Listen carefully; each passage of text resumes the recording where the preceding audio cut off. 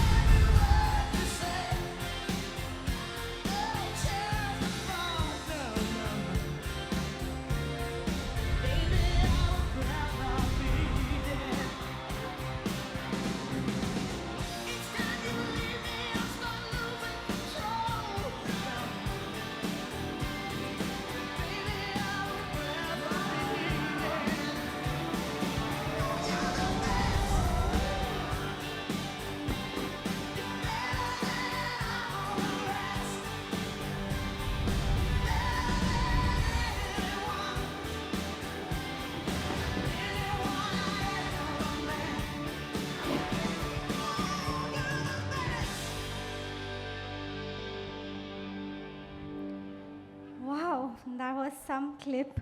May I please request the moderator of this session, Mr. Raghav Kapur, to please grace this stage. Founder of Livewire Experience, Raghav Kapur drives innovation at the intersection of event management and social media. As Vice President of EEMA West, he amplifies industry leadership, ensuring meticulous production and delivering impactful brand experience. May I please request the moderator to introduce the panelists. Thank you. Thank you. Thank you, Pooja. Good afternoon, everyone. Those who are in the back, please come in the front so we can have a closer, warmer session. Welcome, everyone, all our friends, colleagues, industry folks, people from the audiovisual industry, events, entertainment, suppliers.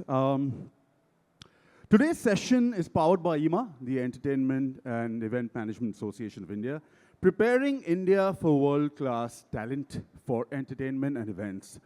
So without any further ado, let's have our panelists up on stage in no particular order. Himanshu Anand, Director, Brandwidth Events. So Brandwidth specializes in large format events, festivals, branded IPs, and of course, a lot of corporate work. Welcome, Himanshu. Next, we have Saurabh Khurana, CEO and co-founder, Laksh Live Experiences, a noted name in the corporate events and MySpace. Welcome, Saurabh. And last but not least, Harshal Kothari, founder Rising Events, premium wedding planning agency. He's also my colleague at EEMA as the joint secretary in the West. Good afternoon, guys. Good afternoon. Hi.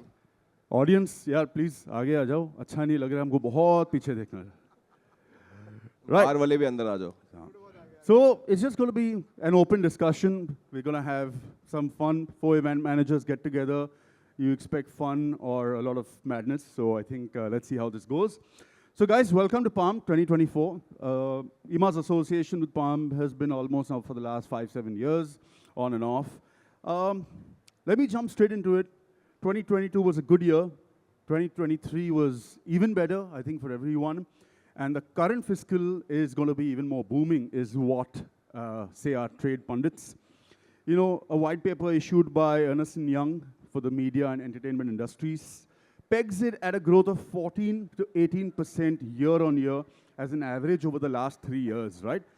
I was talking to the Palm team yesterday, and they mentioned that the audiovisual and pro audio industry in India is to the tune of $4 billion. Of course, this includes the installations, etc. But our business as event professionals and the pro audio and AV business pretty much go hand in hand, do you agree? And I think the last year, India has seen some amazingly large gigs, some of the biggest ever. We've had the Ed Sheerans, we've had Diljit, we've had Lollapalooza, and a whole lot of others. This almost feels like it's Vegas and not Bombay specifically.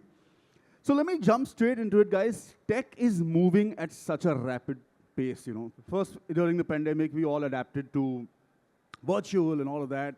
After that, there's so much movement on the tech space. It's getting tough to kind of keep up. It's almost like, it's exploding. The space is exploding. There's so much happening, tier 1, tier 2 cities. Do you guys think India is ready? When I talk about ready, not from the equipment perspective, but from the perspective of human capital, professional capital behind the consoles, to see us through 2024, 2025. I'm going to start with you, Himanshu. We'd love to have your inputs, or Saurabh, whoever wants to go first. Do you think, what sort of a place are we in as far as that's concerned? Raghav, that's a very interesting thing. Last 3 years, we've been dabbling with video technology for a long time. But I think what's happened over the last 3 years is with all of these IPs coming in, audio and lighting has become extremely important, right? I wouldn't even get into the AI part of it right now, but I think, like you said, Ed Sheeran was a fabulous installation, 4-way, circular stage, a fabulous installation. Coming back to the talent aspect of it, there's a long way to go. From 2 aspects, from even the event management agencies aspect, because I think we've all been generalists. There is a time now coming where within the structure of the event agency, we might need changes, right? Also from the supplier aspect, I think there's a key requirement of education. We're always looking to the West world to even get inspired to do installations. We still haven't, I don't remember a great installation that happened here which inspired something outside, right? Now is the time, in the next 3 to 5 years, I do strongly believe that while technology has come into the country, but talent, growth, education needs to be the focus, both internally for us as agencies and for suppliers to handhold us, to educate our people to be able to sell better. That's what I feel right now. Absolutely, Saurabh. So, as an agency, we do a lot of international events. So that gives us an opportunity to actually go, and when we meet a lot of suppliers outside, I think when you said India, it still has a long way to go from a perspective that there are select few who can match to what happens in the West. But I don't think so. That is a phenomena in the entire country. That means you'll pick the top 2-3 suppliers, yes, who can match whatever it needs to be done. But after that, nothing. So like Himanshu rightly said, the structure has to change within the agency to understand what all is there. Second, the kind of talent, the kind of trainings, the kind of exposure that both sides are getting, I think that is where a lot of effort needs to be put in to see what all special that we can do from, like we said, when we do international events, the kind of talent that comes in, the technicians that come in, there is a different kind of pedigree and respect that is there. In India, apart from a select few, it's not the same across. So that brings me to my next point. Everybody talks about the big 4 when it comes to audio, lighting, trussing. Internationally, that's not the scene. If you go to a small vendor who even has to put up 4 speakers, he will still follow certain SOPs, certain processes, safety standards. You will still get a great mix. Here, it is kind of boiling down to that. What is your take, Harshal, on something like this? Raghav, I mean, internationally, if you go to see, they invest a lot of money on the education, which is from the supplier end, which are the brands are also doing good amount of training sessions. In India, that is one big thing missing. At the same time, there's a lack of people perception of spreading the knowledge also. So if you go to see most of the big agencies in the top 4 agencies what you're talking about, they don't conduct regular sessions for training the new talent. Today, as EEMA, we all have taken the initiative for training time to time, the Gen Z, which is coming to the industry. Today, the knowledge what you and me learned during our initial days, the current students or the current upcoming talent which is coming to the industry, they are not taking that knowledge either. उनको तो एक simple है कि भाई ₹1,00,000 का budget है, vendor को बोल दो कि 75,000 is the budget, put whatever the technicals you want to put in. So that's something what is really missing. So we need to focus on educating the talent. One thing is good, the gears are improving day by day, and that is the only reason we have Ed Sheeran or a Coldplay, everything happening in the country. Yes, a time will come, Taylor Swift will be also coming to the country. But yes, we need to spread our wings so that more and more agency are technically sound compared to very few are holding the market at this point of time. So, well said, absolutely. While as EEMA probably we are focusing on training our peers and our agencies, you know, our event managers. Ultimately, we can only do so much.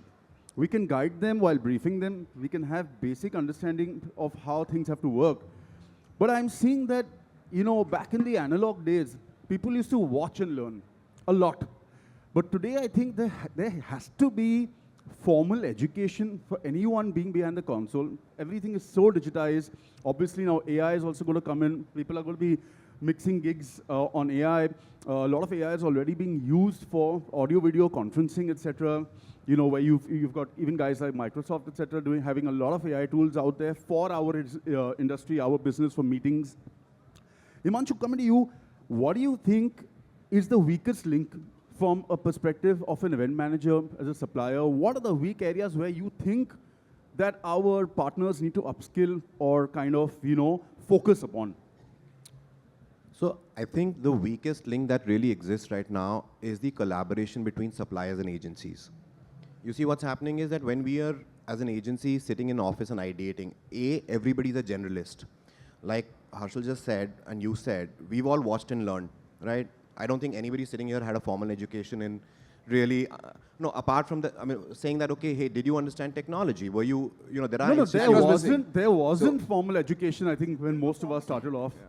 So even when I started, I'm a product of a formal education, but even in that course, there was nothing technical in that. The only thing we were taught was brands, communication, ideation, all of it. So technical courses is something that... No, so even, you know, we may understand communication, right? We're all brand people. That's how we started ideating, or conceptual people. But when that conceptualizer is sitting in office, right? Today, if people start getting specialized, when I was talking about structural change, now the weakest link happens when, who do you collaborate with from a supplier side when you're ideating? The day that integration starts happening, and at the supplier's end, there is a team which is not just a deployment team, but a thinking team who is also educating us. And the day this collaboration starts happening, there you are able to create product using technology, which is what is missing, because none of us, nobody in our agencies are technical directors per se, right? You have so you mean production. To say it's got to be more solution driven rather than just deployment, ki bhai sound lagana hai, light lagana hai. They have to be a part of the larger story that we are all trying to create. Absolutely. I'll give you an example. Just please. Somehow 2 weeks, I can't mention the project, but we're trying to develop something which is a spatial audio integrated with lighting, a complete immersive experience, right? We really had to look apart from, of course, our team couldn't have thought of it. We had to look outside the country to be able to collaborate on that, and we're still creating the product. But even simple thinking processes like, when was the last time in most conferences a light and video was integrated together, right? How do you do that? Because our teams don't understand that. So I think we're still far away, though it's happening. The time coding, the storyboarding, it's all happening. But it's few and far in between, which are happening, not on a daily basis the way you see it in the West. It is still not system driven. Do you think, Harshal, this is a challenge from our end? Because everyone, all vendors complain that I get your brief last minute, I get your files last minute, I get everything on the clock. So, I mean, you know, I'm just speaking from their perspective right here. See, also the challenge, what is happening, the clients are also equally not giving importance for that kind of a show where the cost is involved. Today, if you go to see, like, you know, when we talk about the tech show, there are not more than 10 shows in a year which happens, which is absolutely tech-driven projects. There are very few shows which are happening which is only related to a launch of a particular product or any special celebration over 20 years of the brand or something. So that's also one of the reasons where that gap has emerged.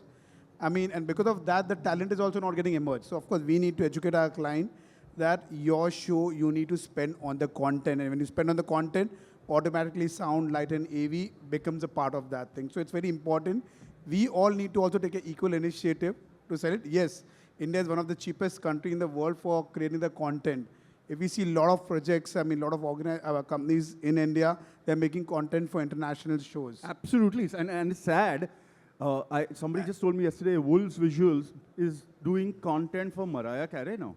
Yeah, For that's her great. tour right now. I think that's amazing, and we owe us a round of applause that India is able to deliver that. But again, how many people like this on a day-to-day basis, shows of every level?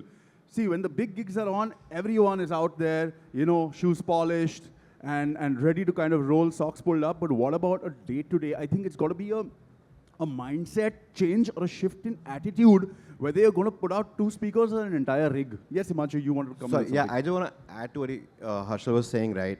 Many years back, and all of us would have experienced that, we created content and video as a need to the client, right? When Watch Out came in or other technologies came in, it was just 2 screens and a projector laga diya, right? But mapping and all was created by event agencies as a need. Today, large format screens has become a norm. If that mindset shift happens for even audio and light immersive experiences, that is up to us to change that mindset. You know, I'll just go back to, because yes, budgets aren't there, but 15 years back, nobody had the budget to do a mapping. This need was created by event managers within their minds, where we said content is king. Today, if we reverse that conversation, say immersion is the key, right? That your sound, light, and audio needs to, I mean, everything needs to work together to really create that impact in the hall. Maybe that's where the shift will, I mean, it's not now, 3 to 5 years, 8 years. People are now spending it. Like, you know, today, there's a time where the content we used to give free of course to the client. Client used to demand that thing. Now, we as an agency for the content, even a single graphic, we have started charging to the client, even though we have an in-house person designing that thing, or even we outsource it. There are shows where most of our agencies spend around 6 to 7 lakhs rupees, when the content and client is ready to pay. We just need to upscale that thing, and we need to continue, and we need to keep educating our client also that this is the need and this is what is required in a show. Right. Saurabh, same question to you. What do you feel are the weakest links amongst our supplier fraternity in terms of knowledge and in the current scenario? And where do you think there really has to be focal point? Because, I mean, today everyone's talking about gear. You get messages from vendors on, I bought this, I bought that. And I literally had a conversation with the vendor. I said, listen, if you guys are buying 2 crores of equipment, can you please do me a favor and keep 5 to 7% apart for training budget? If you're spending 100 rupees, you need to spend 7 or 10 rupees on training the guys, and do not wait, because then you're going to optimize your ROI much faster if you can actually train them and put it out there instead of kind of having teething issues all the time. So I think, correct, like you said, a lot of partners have bought good inventory, but what is missing is the guys at the console. You know, how they run it. Yeah, they are not investing on the technicians. They are expecting, they are assuming that as event planners, we will get freelance sound technicians, light designers, all of it. But their in-house team, that is where they're not investing. I think that is the slight challenge where, especially in the corporate world, right? A lot of good talent are more excited to do the large IPs, the concerts. The moment they come for a corporate show, half their mood is down saying, yeah, it's going to be a boring conference. He's just putting up the fader just because he knows sound mic chala nahi hai. But I mean, the perception and the approach has to change when you're dealing with a corporate show vis-a-vis a wedding or a live entertainment show, right? So I think, and you know, when we deal with a lot of international agencies, we've still seen that when we're doing shows for a lot of multinationals, they're still getting their technical directors from outside. Why? I mean, they don't really need to. The show is in India. I think it's a bit of a trust issue. Yeah. The trust, I mean, yeah. It is a trust issue. It is an issue of communication, education, and I think all these things, they know the gear's there. They know everything's there. But you're absolutely right. The technical director comes and just literally wants to go over all the nuts and bolts of the system and how you're going to put it together.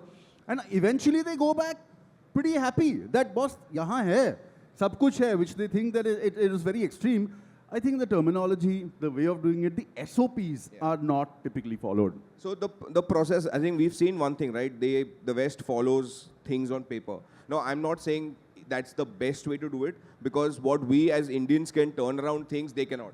You know, even if you go back and tell them that things have to change in the last week, they will hang up saying, we sorry, we can't. Jugaad Zindabad for India, guys. I mean, no, we know that we can turn things around. I think it's just a matter of putting some processes in place, saying that, okay, and I think it's also, I mean, if today Warren was sitting, he would have said, you fuckers, you are talking like that. You pay me for a good technician, I'll get that guy. I was just coming to that next point. So that is point. another challenge of budgets, right? So I was sitting with Warren last evening and obviously taking some inputs on this.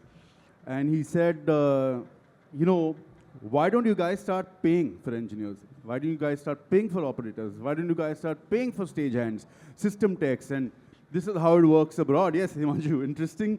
So mindset shift. Sorry, mindset shift at the agency level. Where does it begin? At the client, at the agency, at the supplier. Yes. So because this is a food chain. Because if you're saying that I want to do an immersion with light and audio, I have to charge for the light designer. I cannot give it for free, which we started doing with content, which Harshal also just now said that we charge. Charge for that person, because to the West, you know, sort of it's all specialization, right? It's not a generalist. Over here, what used to happen, we've all learned by seeing things. Today, a light handler became an operator, is now a designer. Typically. Right? Yeah. Now, if that mind shift is happening all across between suppliers, and I completely agree with the fact of Warren saying that, hey, A, timelines, B, when do you charge? As collectively, if we start shifting our mindset to be able to think in that processing that I want to create meaning with light at my show, that's the day you'll argue it with your client. No, it's going to be a mindset change. For example, I knew when the pandemic had hit, and I think it was a golden opportunity for all of us as planners to move into man-hours costing. I think remember we all fucked it up big time, saying we started on, at least especially on virtual events and all, we started doing man-hours because there was nothing. Few clients for us changed into man-hours till today. Two of them have done, but 98% is still, I mean, as agencies, we all went back to the same old format. And what do we do in the West, right? We are paying them for 8 hours. We know if the rehearsals are extended, that guy standing by the console is going to shoot a big bill saying that I've spent 5 hours more. What do? Our thinking is, let's take a sound engineer from India. He will stay there with 24 hours at the venue for us. That's it. I mean, if that approach doesn't change, then hence it has to be from the agencies. We all are ready to pay extra money when we go international. The same money as an agency, we are not ready to pay over here. True. That is one thing, and in that, client also takes the equal benefit. They always make us two agency fight. Saurabh, that is why he said, na, agency level pe start hona hai. Agency level pe start hona chahiye. But yes, too many agencies are there, small and big. Everybody wants to run their company. So, of course, they drop down by 30%, 40%. We all are facing the same issue. Unless until we don't create our own USP, where, as he said, like, you know, we are creating a sound and light show for you, which Harshal or Saurabh can't create it. That's where the niche he has created. So we all need to have our own niche to differentiate. So are you trying to say, according to you, this is the era of specialization? Absolutely. You need to have specialization. So, and we should be willing to pay a fee and, I think, educate and sensitize customers that they need to pay a fee. It was like showrun teams, right? Yes. And showrun teams, I mean, the last 3 years, they've become extremely popular. Of course, a bunch of us were using them before, but you can now tell the client there's a specialist coming to run your show. This is their charges, and this is the sort of portfolio that they have. So I think it's got to become a very similar thing. And talking about that, Harshal, since you do weddings, I want to understand, because everyone thinks there is big money in weddings, and I think there's always a bigger opportunity there to charge for these services. You want to come in on this? So in weddings, I'll be very honest to you that most of the agencies who have bought the tech, they're able to sustain because of the wedding industry. Because, you know, if you talk about Ed Sheeran or a Coldplay, that's going to happen 10 times in a year. What happens for the balance time? Himanshu just said, like, there was a wedding which happened in Delhi where Diljit performed after, the Mani wedding. So automatically the kind of things which are getting invested over there. So today I know for a fact, like, you know, doing a mapping or a drone show or having a celebrity performing. It is something which happens on a fortnightly basis into the wedding industry. So that's one industry, yes, which is giving an opportunity for the vendors to invest in the tech, because the wedding clients, they want something new coming all the time. But yes, client over there doesn't understand the technical value of that thing unless and until we show them. So coming to your point, so yes, the wedding industry is robust, and I'm sure that this technology will keep on increasing once the wedding industry is growing in. So I was also speaking with Warren. I said, listen, there are a lot of people coming out of the institutions. Where are they all going? He was surprised to tell me the number of people from here going to cruise liners, going to the Gulf countries, going to all these places. There are Indian engineers, Indian operators. Because he's saying as a rental house, we can't afford to give them so much money. If you're doing a mid-sized gig, you need a good guy at the console. You need a good stage tech, right? These are two important roles. He's saying now everybody is demanding a fee-based sort of thing and not necessarily salary-based, because they go on the cruise liners, they make money in dollars. It is 6 months of the year. They're treated really well. What do you think, Himanshu, is a solution to ensuring the industry retains the talent over here? Pay by the hour. Pay by the hour? There's nothing else. See, like I said, if we did create the need of content today, you're okay to have that conversation. Tomorrow, if we create the need for the right audio and the right lighting, you could have that conversation. It's not a shift that's going to happen now, right? This is a process, because what has happened is earlier, sound was मतलब sound लगना है. Light तो मतलब कि अच्छा launch है तो अभी जगमग कर दो. Everybody must have heard that term ना कि मुझे lighting में क्या करना है. Now the point is that if these conversations change and we are able to change our structures as agencies, create the need and sell the right thing to the client, 3 to 5 years, I do believe that specialization will start becoming important. But it takes me back to the point of education. Now, why are people going outside? Because people are getting paid. The Middle East, all of us have worked in the Middle East. Every technician there you'll find from India. And it's so easy that today you're going and speaking in Hindi in Dubai and working, right? It's not even... but all of this will only come back the day our pay scales change, right? When we are able to sell better, when we are able to demand for those costs, and we're able to pay it to the suppliers. There's no denial there. And what do you think?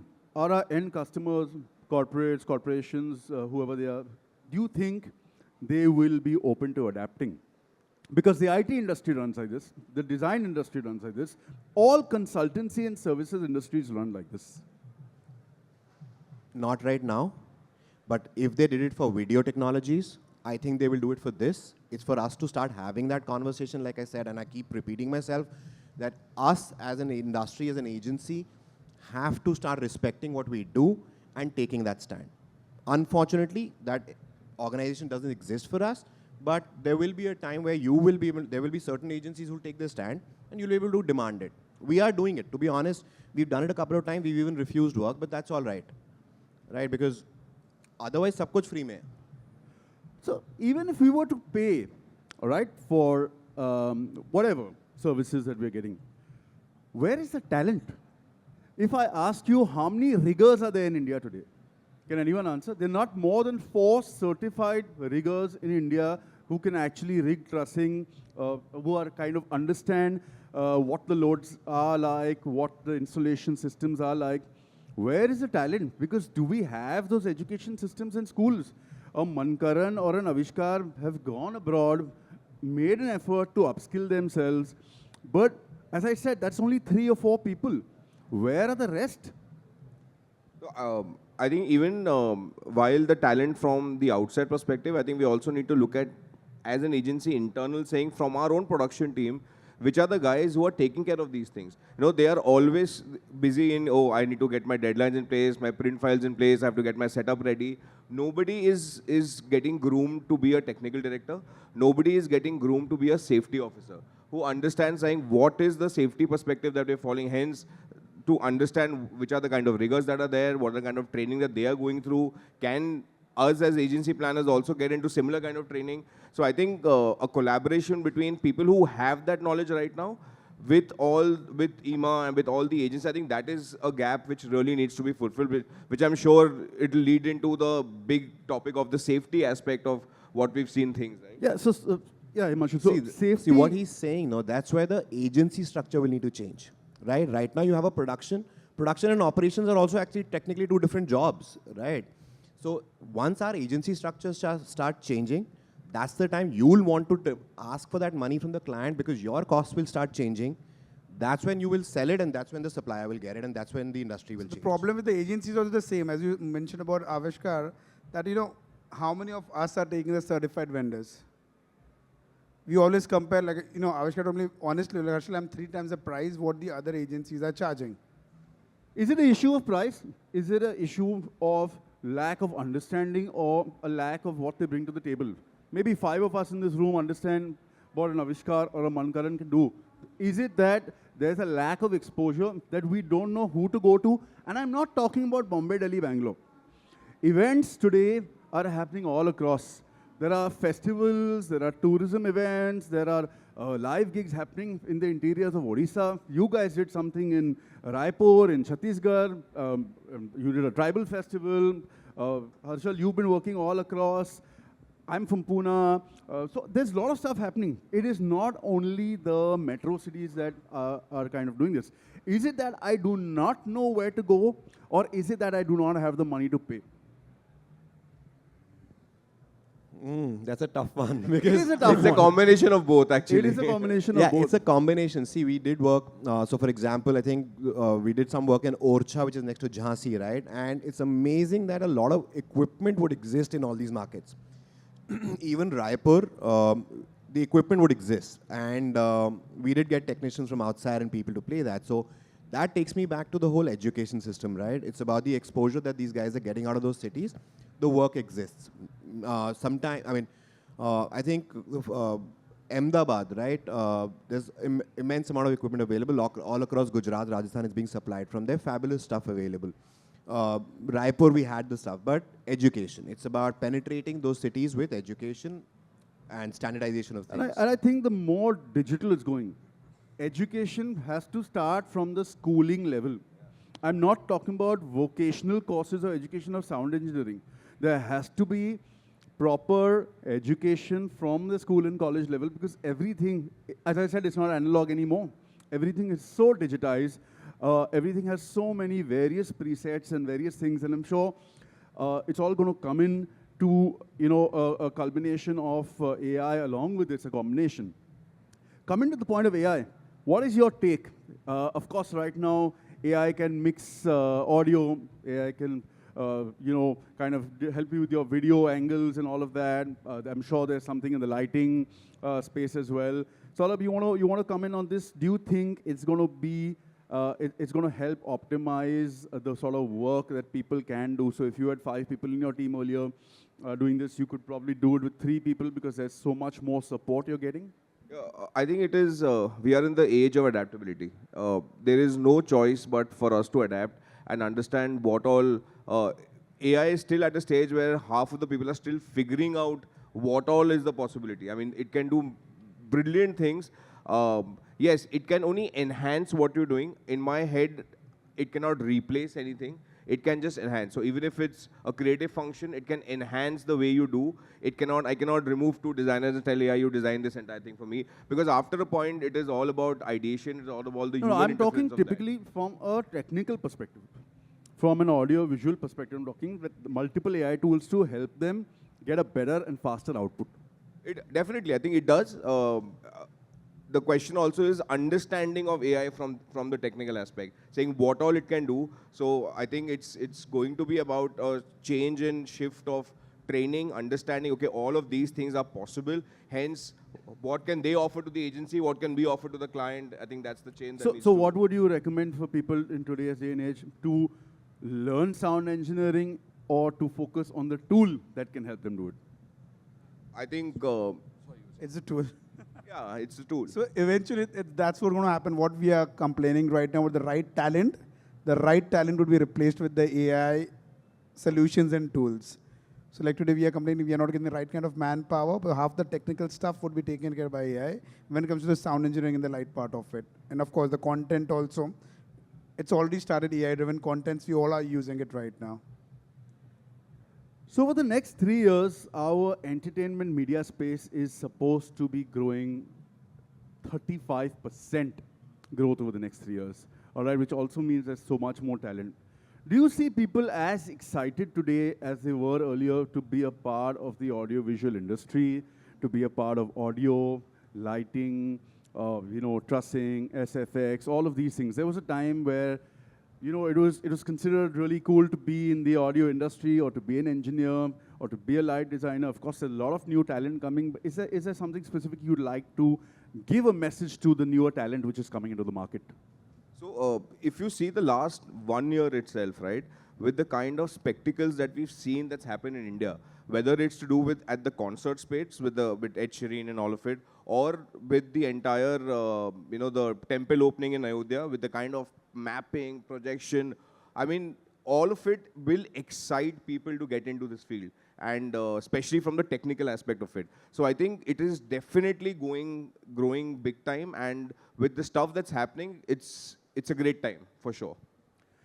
Harshal, on the wedding front, weddings have really boomed. Of course, we know the big Ambani wedding happening now. Apart from that, people like Walid Baz, Sky Productions, Florian, they are constantly working in India, doing back-to-back events. Do you think they are getting that level of support from the vendor space, from the supplier front? Because I'm still seeing they're sourcing gear, but I'm seeing a lot of the operators, a lot of the designers are still coming from overseas. The reason they are getting the wedding support and the clientele they are here. Yes, of course, there are few challenges, like, you spoke about Walid was. Now he has already partnered with the agencies over here, where he is very clear, my size of the projects would start from this price. If you want me to present you, this is the price what I'm going to charge you the pitch fee. So if they didn't have the infra, they wouldn't have done the setup over here. If you see half the time in a year, I mean at least a quarter, he is in India. Because he has the project, the vendor support is there. Now they have made sure the vendors are having the inventory as per their need. Today, layers scaffolding, which we are talking about layers scaf. Now, there was a time there, we used to bring it from Bangalore, from Philip. But now in Mumbai, if you ask me, there are 3 to 4 vendors who has it.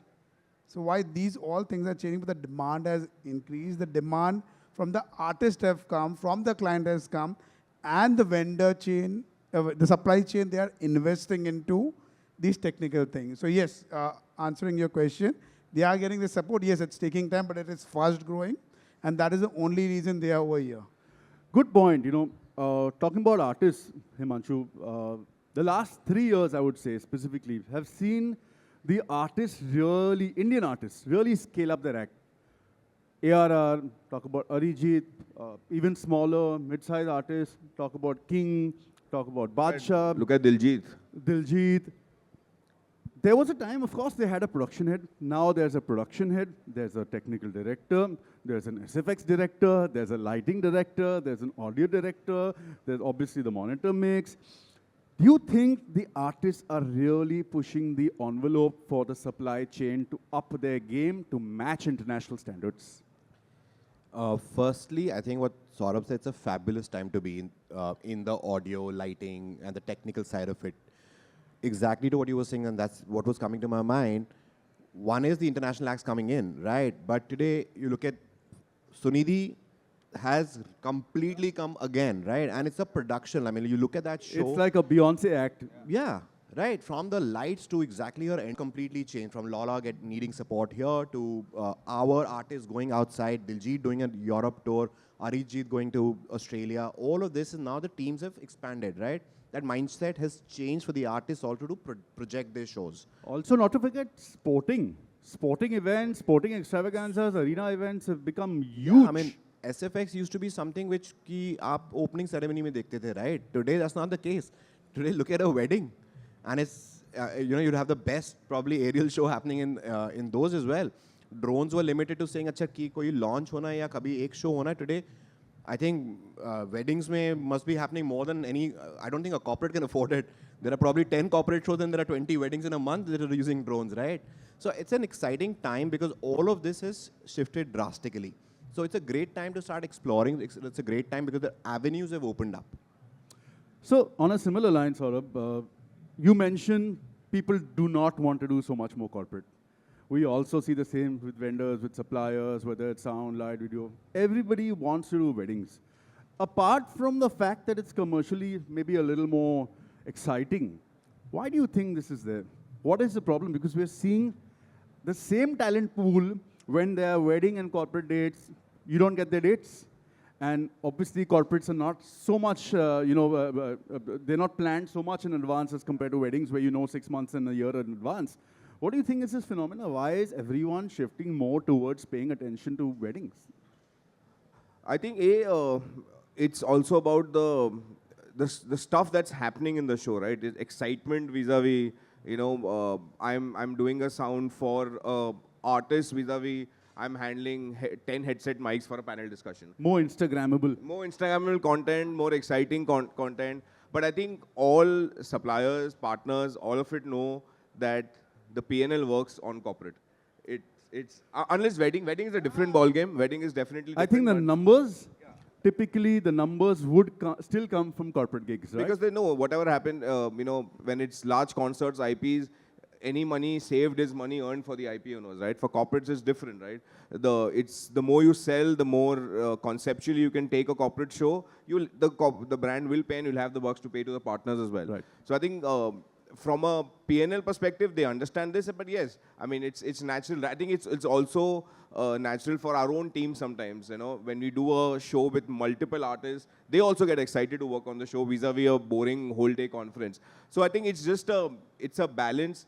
There are seasons where you know that you can't reach out to a supplier in November, December, Jan because it'll be packed with concerts. Absolutely. So that is where I think the need for multiple partners, multiple people across the country doing and delivering the same kind of output so that your reach is more and you can balance out your work with multiple people. So coming on this point, Himanshu, how open are you?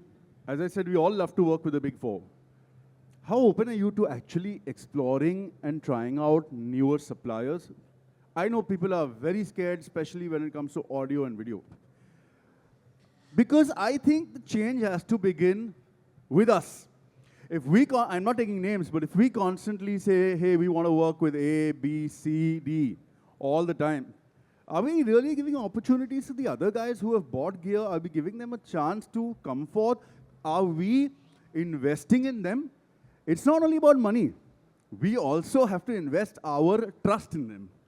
No, I mean, I think all of us are guilty of that. When we are in small towns, there would be a supplier who'd have great gear, like we said, that's available everywhere, but you would then not trust them to operate it. But then that takes me back to the point of saying that, hey, if that education existed and if those guys were trained, then you trust it, which is where the need of this expansion of networks needs to happen, right? Equipment exists, application knowledge doesn't exist. Now, if that happens, why not? Harshal, I know you have been one, and I know you closely, so I can say this, to always nurture new talent. You're one of the guys who probably doesn't work with the number one, who always prefers to focus on the number 2 or 3 and push them to go to number 1, am I right? And I think that's So amazing that you and your agency have always done that. What is your message to everyone on that front? Because it is ultimately a risk. Everyone's project, small or large, is equally important. But as Himanshu said, we are guilty. If we don't try it, if we don't give it a shot, how is it going to happen? How are they going to also get on that hamster wheel with us? So Raghav, I mean, the question what you asked them, I would rather answer that thing. As a policy at Rising Events, we always work with the locals. I mean, we take that risk. Touch wood, it's been 16 years. We have never failed in that. In fact, we have got better output compared to that. In fact, when we did the Defense Expo in Pune, when I spoke to you, most of the vendors what you gave me, they were also new for me. A few of them whom we worked with, they delivered better than the agency who took it from Mumbai. You think there's more hunger? The more hunger, they are more sincere. More than the hunger, they are more sincere because they also want to develop new clients outside that Pune city. So in fact, some of them, they were fantastic. Few of them, we had to educate them, but they delivered. So I personally, even when we did the election campaign, also for every village, we used to go with a 200 kilometer radius, and we used to take agencies only from there only. Wow. Because it's practically, there was a shoot up of cost by 30 to 40% if I'm focusing only on the main cities. So it's always better to work with those guys. Eventually, we had to take that risk. Initially, we took, for initial 10 days, we took the vendors from Mumbai. And we realized that locals are able to deliver. We send the vendor back. And the result was fantastic. So I think it's our moral responsibility as event managers to promote new talent, to educate new talent. It is the suppliers and the operators' moral responsibility to put their best foot forward and to kind of be sincere to this. You know, I have a friend here from Chandigarh. Please put a hand up. And I visited them recently. All the best gear. Adamson, DNB, am I right? L-Acoustic. It was all there. I was really surprised. What is your take, Saurabh, on tier 2, tier 3 cities, right? Because while the big gigs are happening in Bombay, Delhi, Bangalore, it is the volume is coming from here. And Palm is a melting point for all these people. If you look around, you don't find the vendors from Bombay here. You will find people from, Chandigarh, from Nagpur, from Nasik, from down south. This is where the numbers actually add up to the industry numbers that, have been shared by the Palm team as well. What is your take on these guys pushing the envelope and taking their step ahead? So I think one is forums like these are critical, so that exposure to who all are available. Now you've mentioned about him, right? Maybe a few of us didn't even know about him till you didn't speak up, and now we'll catch up and at least some dialogue will start. So I'm saying forums like these are critical. Second is, I think it's the mind shift change of our own production team to trust beyond the big 5, big 6, right? Because it's the sense of security, right? Oh, it's a big show. Let me just not experiment. Nobody wants to bell the cat. They just want to go with the guy and saying, ye kaam kar dega. But then as production, what are you a value add, right? If I know he's going to do it, I think that's where the experiment to go. When we go to a smaller tier 2 city, sometimes you still think, nahi yaar, show wahan pe karna hai, main gear Delhi se le jata hu. But why? There are enough and more partners available there. I think it's the exposure to understand who all is there, understanding from the partner side also saying, yes, I'm here, this is my technical team, this is how we'll deal with you. I think somewhere a confidence building needs to happen, and there's enough and more work for in the country to kind of explore. Himanshu, how forthcoming are you on this front to push your teams to engage with new people, not from a cost perspective, from an opportunity and an equal opportunity perspective? If somebody has come here to Palm, they've bought great gear, they're going back, as I said, it's an entire ecosystem. How forthcoming are you as an agency head? No, absolutely agree with what even Saurabh said. I think more interaction, awareness doesn't exist here, to be very honest, right? When the first time, even when we had to step into Raipur, which is not, and Chandigarh, my family is in Chandigarh, right? It's just that there's no awareness. If we are able to interact with these people, if there are forums where we could, know each other, I think that will be a big change. Big change. Why not? I mean, it makes sense for me to work locally. They have to Mr. be part Anand of Chopra, EEMA for knowing. if you're So listening, if you want to work with us, be a part of EEMA so that we know you, we have trust with you. so Mr. Chopra, if you're listening, we should have sort of a meet and greet between suppliers, agencies, maybe in next year's agenda, a small one-to-one little meeting. So especially all your guests coming from the smaller towns, your people who are coming to purchase, they will get an opening to multiple agencies who operate in these places. That's food for thought. Anyone from the audience have any interesting questions? Yes, sir. Please introduce yourself. Can we have a mic for this gentleman? I see Mr. Marzban Irani also over there. I'm going to come to you next, Mars. Hi, my name is Anup from Eventex. Hi. Question for all of you. With your all multiple decades of experience, where do you see your pain point where AI can help you to improve, or AI can improvise your current situation in terms of your back-end process and customer experience? Are you talking from a technical perspective or generally as an agency? Because we're all agency folks. I know you, I mean, you can Saurabh, you want to take this? From an agency perspective, you want me to address that? Yes. I think, like I was just mentioning, internal processes where AI can add value, whether it's the creative functioning, whether it's streamlining, efficiency. I think that is where something we want to use tech and AI to kind of enhance. I'm racking my brains on the creative function for sure, because it's a lot of man-hours that goes behind churning out one pitch to a design to multiple options, where there are multiple software still available which we started using, but it's still not. I think a lot more is yet to explore in that space. So yes, definitely from that perspective, we're wanting to see what AI can offer in order for us to change our internal and streamline those processes better. Yeah, no, I just add to that for him. I think also from a planning perspective, if there's a possibility of, automating things like doing layouting or just basic structural planning, maybe sorting from that. data. Yeah, I think data you can sorting just throw a is- lot of data to AI and it just sorts it out for you and puts things into perspective. And it just, if you, I think, learn how to do it right, it can really, really be beneficial. Yes, a mic for the gentleman there, please. Hello, esteemed panelists. My name is Marzban. I'm from Pune. I run an event, a sound rental company since 1989. And the biggest fight that we have with the event guys is that we never get paid enough for the services that we provide. I'm sure if there are many of the guys who bought really expensive gear, we don't even get the ROIs on that, Now, just to give you an example, if you were in Dubai or if you were in the West, you'd probably recover the entire cost of your gear in doing 2 shows. But out here, you don't even recover 1% of the cost of your gear every time that you do a gig. And with labor, manpower, transport prices increasing, prices of rentals have not gone up at all since the times that I've been doing it. My dear friend squeezes me every time when we have to do a gig.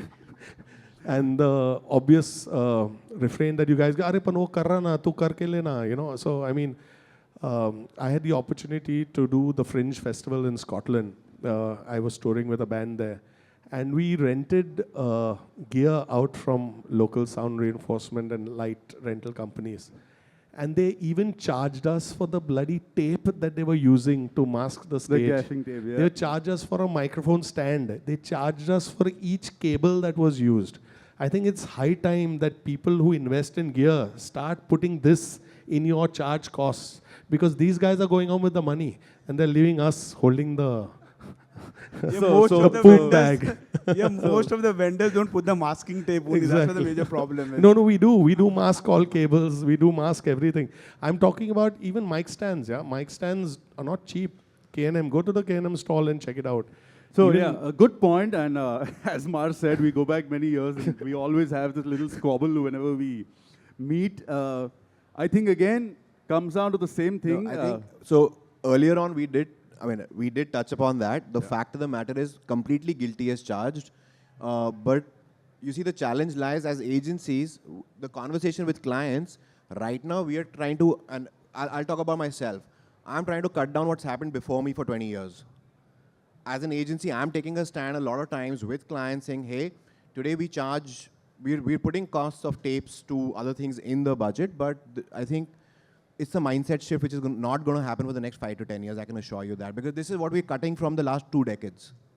Yeah, And I've been in the industry for that long, like about 16, 18 years now, but this is my predecessors who set this up. No. So I agree with you on that point. It's going to take a long time to do that. But some of you also mentioned earlier that you all are reluctant to work with locals. Some work with the local people, but are reluctant because you're not aware or not confident in the level of education in that space. Education costs money. I have done all courses from abroad: lighting, sound, staging. I've spent a lot of money doing that. I mean, right now this is all filtering into our space where you got technician training and this training and that training, but this is also costing money. I mean, you guys are not going to be paying for that. We are going to be going out of pocket on that. So it Look at the definitely- cost of equipment out here. I mean, look at the dollar rate today and the cost of equipment out here. Where's the ROI? I don't see why people are investing crores of rupees in these huge, like you mentioned, VDOS and all that. And then you're going to be paid, okay, like 50,000 le for flying 12 boxes aside and all that. It's So I think ridiculous. it's got to come down to charging for the gear separately, for the team separately. I think typically that's what it's got to go into as a thing. Yeah, Harshal, you wanted to add to that? So my recommendations, I mean, just my thought, 3 things I would like to share. Firstly, awareness about your technical knowledge and yourself is not there in the industry. Today I go to Pune, I ask Raghav, give me 3 sets of vendor. So as I initially mentioned, that you have to be a part of the platform, that trust is developed. Today, why we are paying in Mumbai, we pay always a premium price to Manish, Aussie or Warren compared to the other vendors because they have given us the difference. They have shown that this is where we are different. So we start with one experience. The first experience showed us the difference from the other agencies whom we are working with. So initially, you need to gain that trust. Maybe for initial 1 or 2 shows, I may ask you for a cheaper price because I don't know you. So the last show what I did in Pune, Raghav connected me with a vendor who was supposed to be a Octonom supplier, but he was offering AVs also. So that 1 point connect, we did everything. Believe me, 3 trucks of material, I cancelled it after looking at his initial 3 hours of working style. I was supposed to take only the Octonom stalls from him, but looking at his crew, how he delivered, I cancelled all my conference requirement from Mumbai, and I worked with him. So now today, I know next time I go to Pune, I don't even have to think about taking any vendor from Mumbai. So thing is that this swift change, you have to market yourself on site, then the pricing will automatically follow. So that's what my take is on So the Mars, questions on what your you have. point, you are probably that 1% of the population who thought of spending on education. I think apart from just the money, there has to be a willingness. And we have discussed this multiple times. Everybody talks about gear. Maine ye liya, wo liya. I bought this system, that backline. Ye mixer liya. I met at least 6 friends yesterday who said, I bought this and I bought that. Fair enough. Is there equal willingness, how you have invested in that board or that speaker system, to go and invest in yourself? Is there that awareness? Is the mindset working in that direction? You are a part of the 1%, not the 99%. No, I'd like to just weigh in on Please. this point, if you don't mind. See, India is a country where traditionally education has not been a part of your skill set. I mean, today, who are the electricians who work in your home? They're electricians because their father was an electrician, because their grandfather was an electrician, and they learned on the job. Who are your plumbers today? Do you know in the West, a plumber is paid the maximum amount of money compared in all trades? But he has got to get a certificate. He's got to go to plumbing school. He's got to learn all of that. He's got to pass an exam. Today, even in the West, if you go to CDIA and you get CDIA certified, not just anybody can run a wire through a wall. You got to know where the joists are. You got to know where the studs are. You got to know where to cut. You got to know where to drill, and you got to know how to pull the wire. And you got to pass an exam, and you got to get certified for that. Similarly, in live sound, you got to be a certified live sound engineer before you're even allowed to stand on the board. Not anybody can come in, okay, put up a FID and say, I'm a live sound guy, okay, I've connected this and all. That's not the way it's done. So this level of education has to be introduced and demanded by you guys. I want a certified guy who's standing out there on the board, who's running my lights, who's running my show. Today, who are your people who are rigging? In Dubai or in the West, above 1.5 meters, you cannot climb a truss without wearing a harness. How many people know what a harness is? Or have you know how to put it on? So this kind of safety, education, and has to spread amongst all of us as vendors and as people who are investing gear. Just investing gear is not enough. Today, that's what's happening. मेरे पास 4 base है, 4 top है, 1 tree light, 1 generator, 5,000 रुपया दो, काम हो जाएगा. That's the kind of what we are dealing with. But whether it's been tuned right, it's set up right, is it safe? Safe is very important. Safety is definitely a large Have you know how many trusses have blown off with the wind, with line arrays flying in the sky in heavy wind conditions? I mean, we don't consider all that because life is cheap out here in India. And it's high time we change that. So I think And bodies like it has to start with you guys. bodies like ESA, EEMA, of course, establishments like PALM, AVICN, everyone is making an effort towards education. It's not something that's going to happen. As Himanshu said, we are carrying baggage of our predecessors. It is going to take, I think, 3 to 5 years to get there. But venues also have become so particular nowadays, and I think that's a big plus. You go work in Geo, you can't get away with any of this. Similarly, there are a few more venues where you have to follow Raghav, SOPs. it's drastically changing. When was the last time we ever, till 5 years back, who spoke about power management? Right? Yeah. It's changing. It's changing. Unfortunately, this is 20 years of legacy that we've got to cut down. So it's going to take a while. Right? And what you're saying, sir, is absolutely true. And what Harshal also said, we've never met. Right? So for all the people sitting in tier 2 and tier 3 towns, I think forums are extremely important where all of us can interact. The confidence building happens once, all of us will be able to work, right? Number 2, to what you said, all of this change is going to take a while.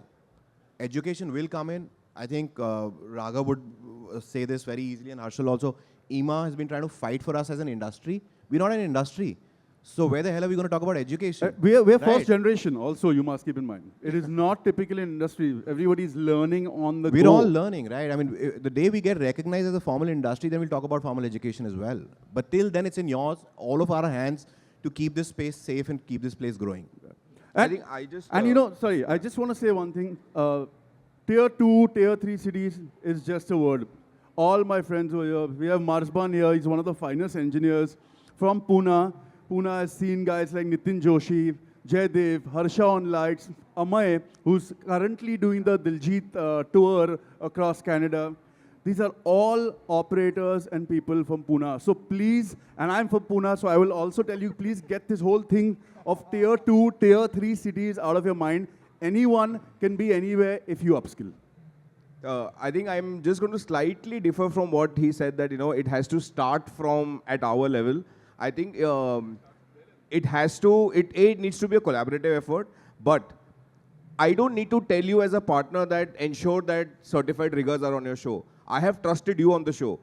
Clients don't tell me to ensure that you get a good art director. It's my team. I know what I'm building as a team. That's when you need to know what you're building as a team. Today, we've seen I'm telling you, as recent as last 2 months, I've seen light technicians wearing a fucking helmet, a motorbike helmet, and going on a truss just because they didn't have the other helmet. If the agency is telling them, they may not listen, but if the hotel puts their foot down, if the hotel security comes and saying, I'm going to throw you out of this place, they will bloody well do it. I think the change has to happen from the cycle, which is, because at the end, we are stuck between a client on top and a vendor below. Right? So we are sandwiched. We are sandwiched. So I think it has to start from you guys as well. No, so as a corollary to what you're saying, who is responsible if an accident happens on site? The event is yours. The client is paying you for the event. You've sub-rented it or renting it out, say, a trussing and a lighting agency to do the trussing and the lighting. The guy climbing off slips, falls off the truss. He's not wearing a harness, not wearing a helmet, nothing. But if he's not wearing a harness, whose SOP it is? So that's what. So it has to be the rental company's SOP, no? Okay. In this If case. he's following the SOP, and if as a agency we've not given him the correct time, correct place, or correct thing, then then it's debatable. Can I say one thing? The number one problem is nobody says no. I will come to you with a design. I will pull off something off the internet and say, "Merko trussing aise karke do. I want so many sub-hangs. This, make this shape." Nobody looks into it. "Haan sir, ho jayega." And it happens more in weddings, sorry to say. And that is where it all starts. Marsban, nobody says no. How many people will come and say, hey, this ground is not leveled. I'm not going to put up this structure or this truss till you level it. Or if it's unleveled, I will only go up to 5 meters or 7 meters, and I will not go all the way to 12 meters or 10 meters. I think it is, as Saurabh said, it is at every step.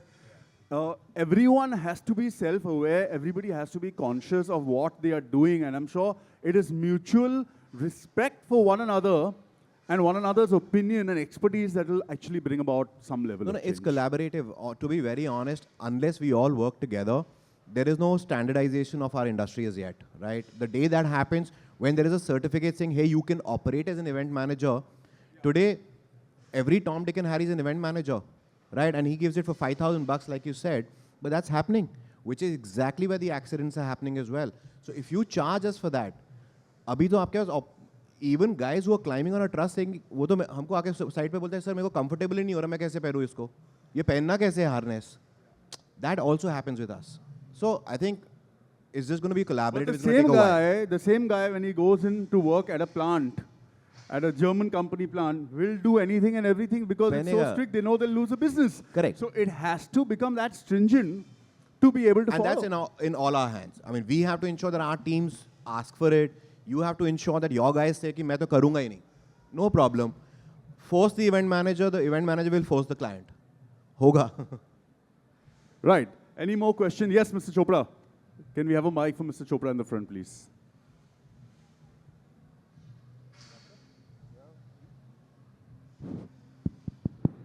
So, preparing India for world-class talent for entertainment events. Now, in India, of course, we have world-class talent, but it's mostly in the folk genre or it is in the spiritual genre. So we have, like, just to give an example, a talent like Satinder Sartaaj, who did 70,000 people attended his evening in Delhi. Anywhere else in Punjab, there are 50,000 people. And those events are probably world-class. I can't comment on it in the sense of a world-class event, but there is lighting, there is sound, and there is the attendees, right? They pay and they attend. Now, the session that we are having today is Indian event industry ready to host entertainment events, world-class entertainment events. Now, we have seen and we know from the Palm that, yes, there is brilliant visuals on stage. And when we get a world-class event in India, whether we have the top rental companies who deliver. They deliver all the sound possible, and they deliver the audio engineering, and it's all happening. But are Indian event companies ready with world-class talent to have world-class entertainment events around the globe? That's my question. Excellent question. Let's start with you, Himanshu, and then everyone can chime in quickly. No, I think at the very beginning, we did state that there is a drastic change that's required in the mindset for everybody, starting from event agencies to the supplier partners as well, right? Because everybody been working like a generalist, no specializations, which is all hand in hand from education to us changing the format of how our organizations are structured. So today, there's a production person, but there's no technical director in our organizations, right? There is a great visualizer who's doing a great concept, but he has no idea or a person to collaborate with for the technology, right? So I think we did touch upon that initially, saying, yes, while we're ready, and a lot of things are happening, especially with the IPs coming in, there is great opportunity. It is a journey that we as event agency will also have to make. Probably a lot of our structuring will change internally as well over the next 3 to 5 years. That's what I foresee.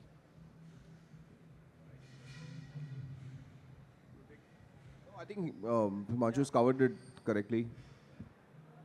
Great.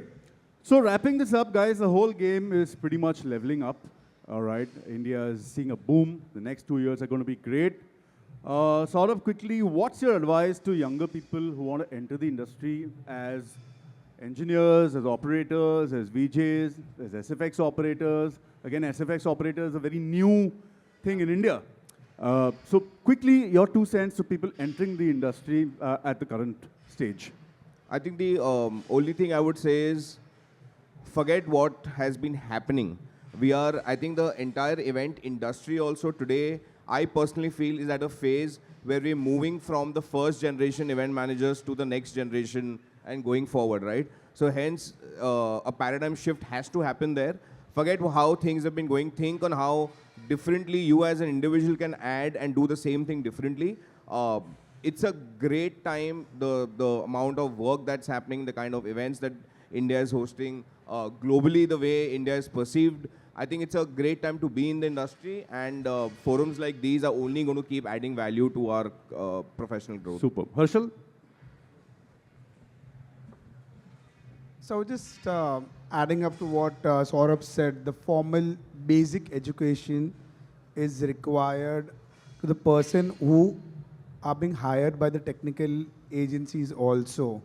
Like generally, you don't see any of the operators or a light designer or a VFX guy even formally talking or formally approaching the event managers. That's where the confidence is quite low. At least, basically, I'm not expecting an educated person to come and talk to me, but at least it has to be giving a little bit of confidence to us to work with the new So agencies. you're saying he should be strong on his domain knowledge. Strong on his domain Simple. and speak very clear Domain so that knowledge we have expertise confidence, is non-compromisable. non-compromisable. That's Excellent. Himanshu?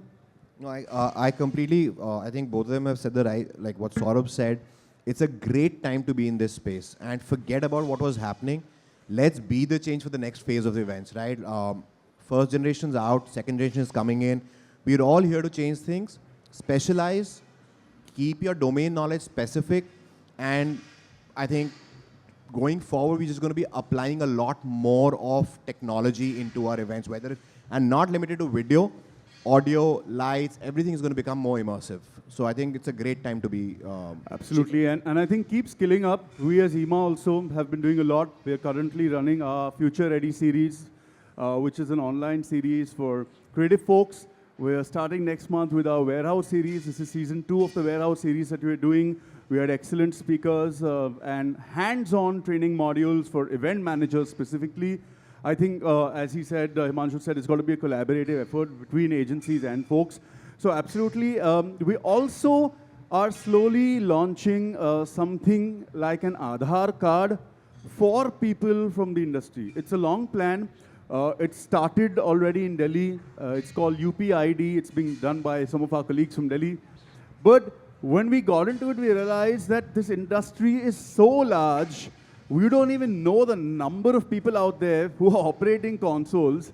So what we're trying to do is at least have all their data, their years of experience in one place, whether they have formal education or not, how many shows we have done. So to answer your question, Harshal, you will slowly have an option to pick and choose between A, B, C. They will have profiles created. You will understand. You can make recommendations. You will know that they are typically a part of the industry. So it's a long, long way. I think we all need to stick to it. Thank you so much, gentlemen, for joining us. Thank you to Anil Chopra and the team at Palm, Smita, and everyone for having EEMA lead this session. I'm going to leave you with a small AV of EEMA's upcoming convention in Calcutta. Imagine 2024 is our annual convention. We're, of course, the apex body for event managers and all things events in India. Representations to the government are being made across multiple fronts.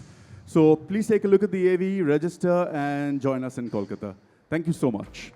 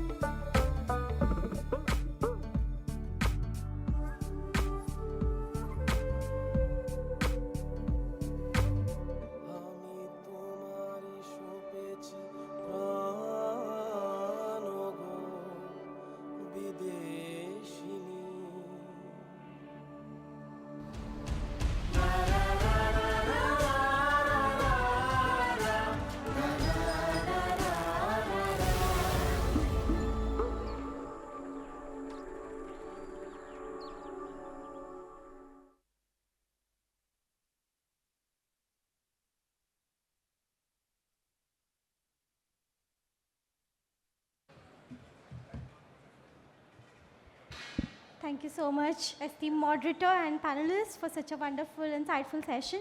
May I please request Ms. Smita Rai, Deputy Project Director, Palm Expo, to present you with a token of appreciation.